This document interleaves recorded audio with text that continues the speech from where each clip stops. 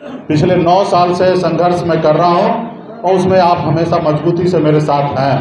अब मजबूती से आज बड़े बड़े लोग आज वीआईपी पार्टी के सामने में झुके हैं। लोग कहते ना कि ऊंट पहाड़ के नीचे आया है, तो आज देश में ऐसी सब व्यवस्था हो चुका है कि ऊंट पहाड़ के नीचे आ चुका है।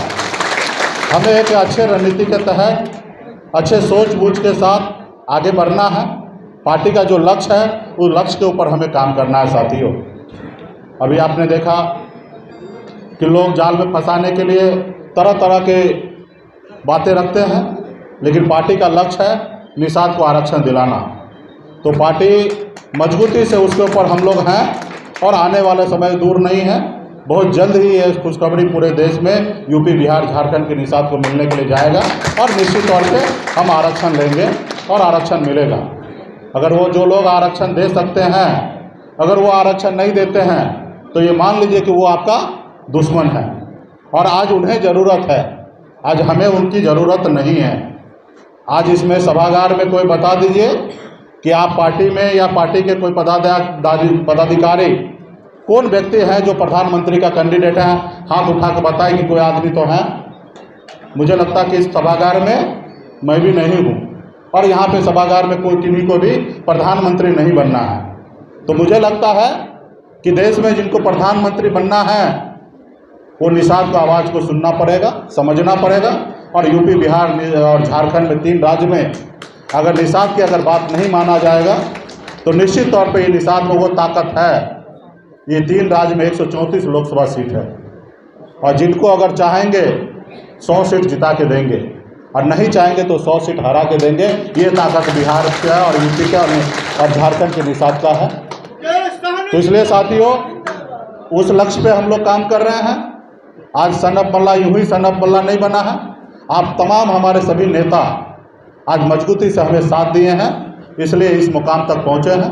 लेकिन थोड़ा दुख भी होता है कि जितना आप में क्षमता है उस क्षमता के अनुकूल आप नहीं काम करते हैं। आप एक देख सकते हैं ना कि एक निषाद मल्ला का बेटा मुंबई जैसे शहर में जाकर वहाँ पे मैंने झंडा गाड़ा, वहाँ से बिहार में आकर यहाँ पे मैंने झंडा गाड़ा है आप सबके साथ मिलकर, और आपके साथ भी सारे लोग हैं। आज आपने देखा कि 14 में आए, 14 से लेकर 18 तक संघर्ष पे हमने किया, 18 में पार्टी बनाया और 2020 में सरकार बन गए। उस सरकार बन गए जो सरकार में आपके समर्थन से बिहार के सरकार श्री नीतीश कुमार जी ने समर्थन लिया। सिर्फ मात्र 2 साल का संघर्ष में हम सरकार का हिस्सा बन गए। उस 2 साल में बिहार देश में लॉकडाउन भी था, कोरोना महामारी रहते हुए भी आप वो ताकत आप में रहा कि आप सरकार बन चुके और आपके ने एक बिहार के मुख्यमंत्री को आपने बनाया, वो क्षमता आप में रहा। लेकिन वो दुश्मन जो बरसों से, हजारों साल से और यूँ कहे कि आज़ादी के बाद से आपको गुलाम बना के रखा था, उनको पसंद नहीं आया कि आप राजा कैसे बन गए। फिर उन्होंने आपके गुलामी के जंजीरों से बांधने का कोशिश किया, लेकिन ऊपर वाला हमारे साथ है। उनका जो इरादा था उस पर वो कामयाब नहीं हो पाए और फिर से हमें जो मारने का कोशिश किया, हम फिर से खड़ा हो चुके, अपने वजूद के साथ खड़ा हो गए। तो इसलिए साथियों, तो आने वाले समय में बहुत बड़ी रणनीति पे हम लोग काम कर रहे हैं।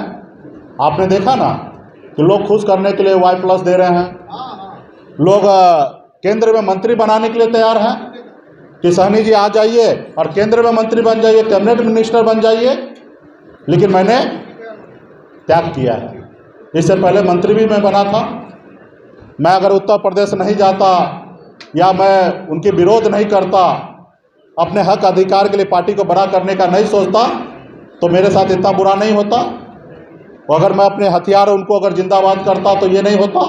लेकिन भला हमारी पार्टी, हम किसी का जिंदाबाद क्यों करें?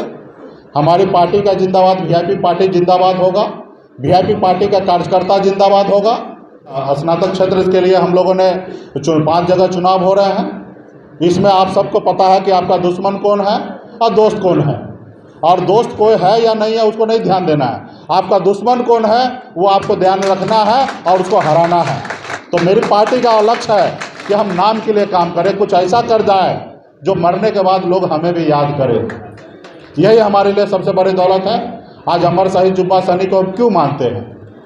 उन्होंने देश की आज़ादी के लिए अपने कुर्बान दिया, उन्होंने जिंदा दरोगा को जला दिया। और निर्दोष लोगों को बचा के खुद फांसी पे चढ़ गए।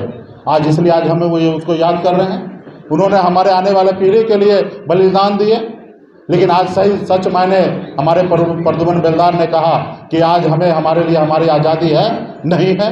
आज देश में जिनको हमारे बच्चे के लिए स्कूल बनाना चाहिए, जिनको हमारे बच्चे के लिए हॉस्पिटल बनाना चाहिए, लेकिन वो आज हॉस्पिटल और स्कूल नहीं बना के क्या कर रहे हैं, मंदिर बनाने की बात करते हैं। तो इसलिए साथियों, हमें ऐसा करना है। आज देश में आज हमारे लोगों को गुलाम बनाने की कोशिश की जा रही है। 5 किलो राशन बांटकर उनका वोट लेने का काम किया जा रहा है। तो आज कम से कम अगर पिछले 10 साल में, अगर 9 साल में ये मिशन अगर यहाँ तक पहुँचा है, तो इसके पीछे कम से कम हजारों करोड़ रुपया खर्च हुआ है और ये हमारे समाज का खर्च हुआ है। और 1 विधायक और 4 विधायक बनाने से ये समाज का ये जो खर्च हुआ है ये वापस नहीं होगा। ये वापस जब होगा जब निषाद समाज को आरक्षण मिलेगा। जब निषाद के बेटा पटना में एक सीएम के कुर्सी पे बैठेंगे तब लगेगा कि हाँ, ये हमने खर्च किया है, वो पूरा होगा। और आपसे मेरे साथ भरोसे से चलिए, समाज को जोड़ कर रखिए। तोड़ने के लिए बहुत सारे लोग आए हैं। मैं आपसे वादा करता हूँ कि 2025 में नहीं 5 साल के लिए तो 2.5 साल का सीएम आपका निषाद का बेटा बनेगा। दूसरा विकल्प नहीं है सामने वाले के पास। और अगर डिप्टी सीएम बनना है तो एक विकल्प हमेशा एनी टाइम रेडी है, फिर वहीं पे क्यों ना डिप्टी सीएम बने। और तुम्हारे पास तो सीएम का चेहरा भी नहीं है, ठीक है, और हमसे भी बड़ा तेज तरार बता दो तुम्हारे पास कौन है सीएम का चेहरा, कोई नहीं है। ये बात अलग है कि तुम जिसको बना दोगे वो हो जाएंगे। हम कोई सोने का चम्मच लेके पैदा नहीं हुए हैं। मैं एक मजदूर घर में जन्म लिया, मछुआरा परिवार घर में जन्म लिया। 900 रुपया महीने पे नौकरी करते थे और 900 रुपया नौकरी करके मैं इस जगह पे पहुंचा हूँ। इससे ज़्यादा विकसित क्या चाहिए। और अगर मेरे विजन पे अगर बिहार चलेगा, तो जब मेरे अपनी ज़िंदगी में मैंने 900 रुपया का सफ़र चालू करके और यहाँ तक मैं पहुँच सकता हूँ, तो कल्पना कीजिए कि मैं बिहार को कहाँ तक पहुँचाऊँगा। वो समय आएगा, उस समय उस चीज़ पे बात होगा।